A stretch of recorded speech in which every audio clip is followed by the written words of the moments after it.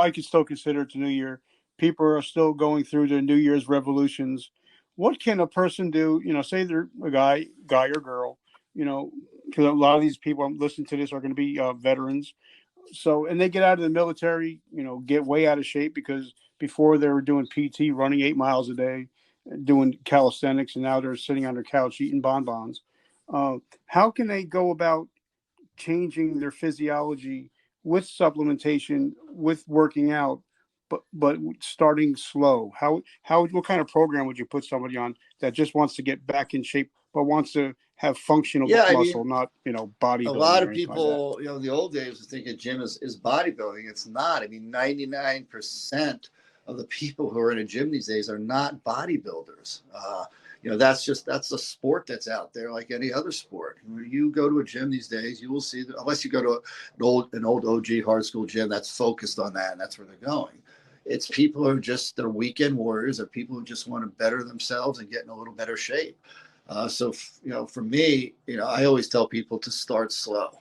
A lot of people, especially if they're in the military, were in sick shape at one time, right? So the first day they get out and get to a gym or start to work out, they want to get back to that, and they overdo it in those first couple of weeks. They tear, they hurt themselves, they do more damage than good. Just start out very, very slow, because if you start out slow, you'll see gains. If you start out too hard, you're going to get hurt and you're not. I tell people to look at what they're eating. The first two things I tell them to do is cut out sugar, not carbs. I'm not a carbophobe. I eat a lot of carbs during the day. It's essential to my body and to keeping me energized and to keeping my mind focused. But cut out sugar. That's a big step. People who are couch potatoes are sitting around eating potato chips, which are just fat, and eating candy and cake, which is just sugar and fat. They're not getting the macronutrients they need, the better proteins, the better carbs, and the beneficial fats. So the first thing I say is don't go on some crazy diet and start counting your calories and restricting yourself and taking all the fat out and all this out. Just make a simple thing: get rid of sugar and get rid of the shitty fats, and keeping better fats and keeping more complex carbs, and start that, and control your portions and don't overeat, and you're going to see a huge difference. If you can get to a gym, get to the gym and hit it 3 times a week. Don't overdo it. Slowly build up, slowly see your body get back in better shape. If you want to get in the shape you were, when you were back in the military and you were training, you will, but it's not going to happen overnight. Know that it's going to take a little time, and be confident in that. No, something that I want to, because I think it was funny. I read your post. I think it was yesterday, and we're not going to mention the gym, but it seems like there's people out there that'll do one set, one selfie, one set, one selfie, and they take forever to work out, and they're not really going all out. So what do you say to those people that, because your post was amazing and Yeah. I laughed, I literally laughed my ass off about people like that. So when you go to the No, gym, you don't first thing have to I be go in into the there gym, for I don't three judge hours, anybody, because correct? I see somebody sitting there and they're doing 8 reps and it looks like they're doing no weight at all. We don't know if they just came out of the hospital, had a heart condition, and they're building themselves back up, or they're doing therapy on their knee. So as somebody going into the gym, I never ever judge what people are wearing, how much they're lifting, what they're doing. But there gets to the point where there are people who are disruptive in the gym. And those people are the ones that are talking really loud. They've got their phones in their ear and they're screaming so that they make sure everybody knows. And in my gym, I got this group of guys that sit there. They look like they should be in really good shape. They're young.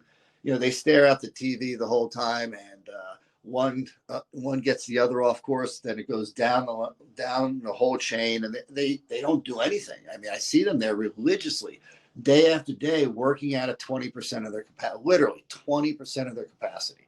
I don't see them getting better. I don't see them necessarily getting worse. But the worst part of that is they're disruptive.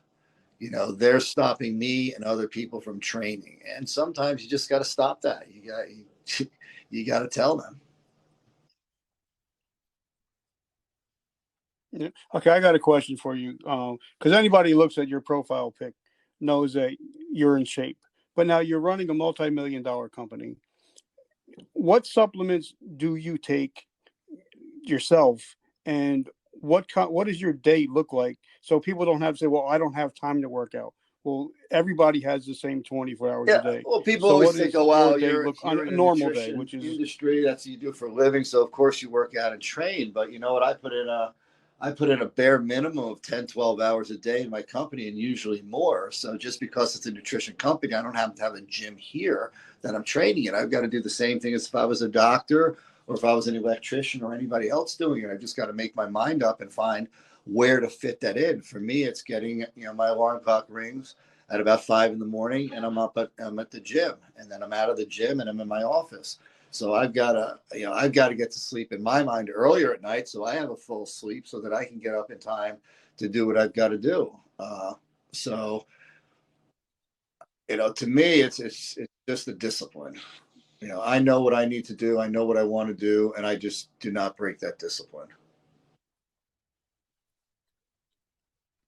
okay, now I just have a supplement question. A lot of the people that are listening to this are suffering with, PTSD, depression.